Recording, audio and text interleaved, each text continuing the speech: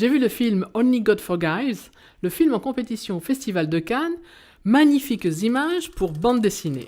Le grain de sel de Claire. Vive le cinéma!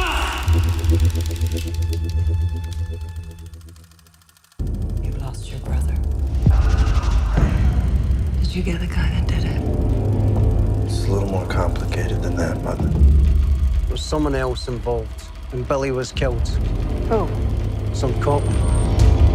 If the tables were turned, your brother would have found your killer, brought me his head on a fucking platter. Le couple acteur-réalisateur Gosling-Winding-Refn n'en est pas à son coup d'essai.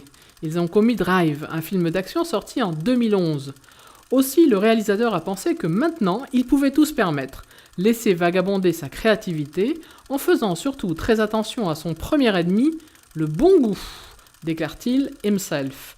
Il poursuit « Je pense que je me suis dirigé à pleine vitesse vers une collision créative afin de bouleverser tout ce qu'il y avait autour de moi et de voir ce qui adviendrait ensuite. » Eh bien, voyons. Le scénario se résume en 2 mots. Maman, chef d'un important réseau de drogue sur le sol américain, atterrit à Bangkok pour rapatrier le corps de son fils aîné qui a volontairement violé et massacré une jeune prostituée thaïlandaise de 16 ans dans sa volontaire descente aux enfers. Croisant sur son chemin Ryan Gosling, son Benjamin, elle l'humilie férocement et ordonne qu'il tue à son tour les assassins de son frère, n'est-ce pas ? Mais ce sera sans compter sur la présence d'un policier vengeur chanteur de karaoké à 16 heures, qui manie le sabre avec dextérité, chose qu'il n'hésite pas à nous montrer sauvagement. Time to meet the devil.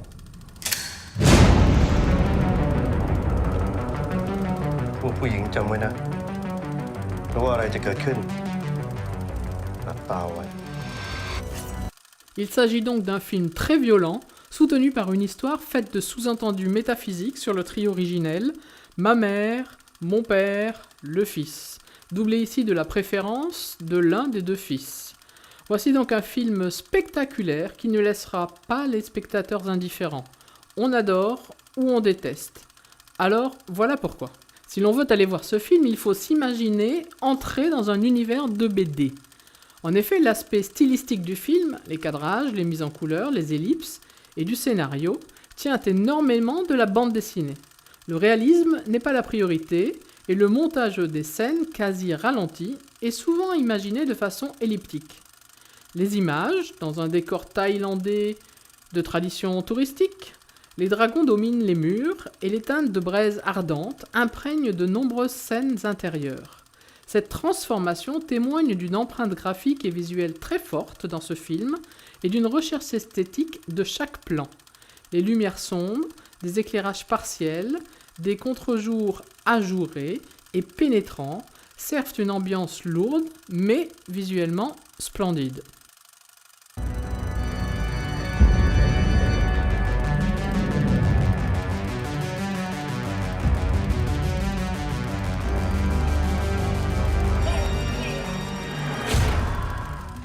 Le travail du directeur artistique Russell Barnes est splendide et se rapproche visuellement des meilleures planches de BD actuelles. D'ailleurs, ce n'est pas une coïncidence si ce film est dédié à Alejandro Jodorowsky. Sa participation scénaristique dans la bande dessinée Sang Royal, associée à l'illustrateur Dong Zi-Liu, évoque tout à fait l'univers de ce film, à la fois graphique et violent.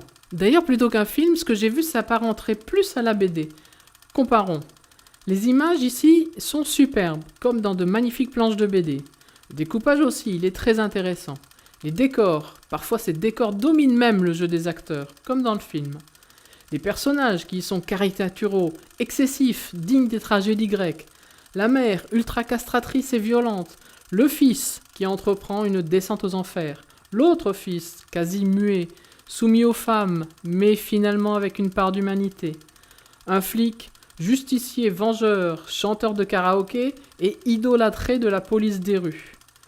Les scènes qui ressemblent à des planches, l'intérieur du restaurant où la mère humilie son fils et sa fausse petite amie, on imagine tout à fait une bulle avec la mère en face, les deux à droite à gauche, ces verres qui brillent, c'est très graphique. Les intérieurs de la salle de boxe avec cette lumière centrale et un espace énorme, des bordels thaïlandais, La scène où Ryan, quasiment, plonge la main dans le ventre de sa mère qu'il vient de trancher. C'est très visuel ça, mais une image aurait suffi. Parce qu'en fait, le filmographie n'apporte pas grand-chose. Le rythme alangui, en opposition à la violence perpétuelle. Toutes les scènes sont filmées avec des mouvements très très lents. Les scènes de torture et de violence physique. Perso, ça ne m'attire pas à regarder dans un film, et une seule image, ça m'aurait largement suffi. Et puis il y a une bande-son pesante et tonitruante qui rajoute de la noirceur au film. Et il n'y en avait pas besoin, croyez-moi, il est assez pesant comme ça. Eh bien, tous ces points sont plus en faveur de la bande dessinée que du film.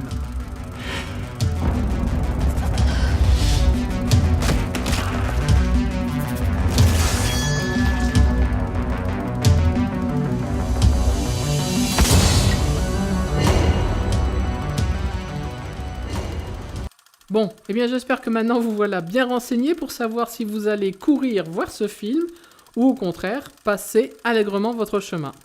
Allez, j'arrête mon cinéma comme disait papa et je vous souhaite une bonne séance. Vive le cinéma!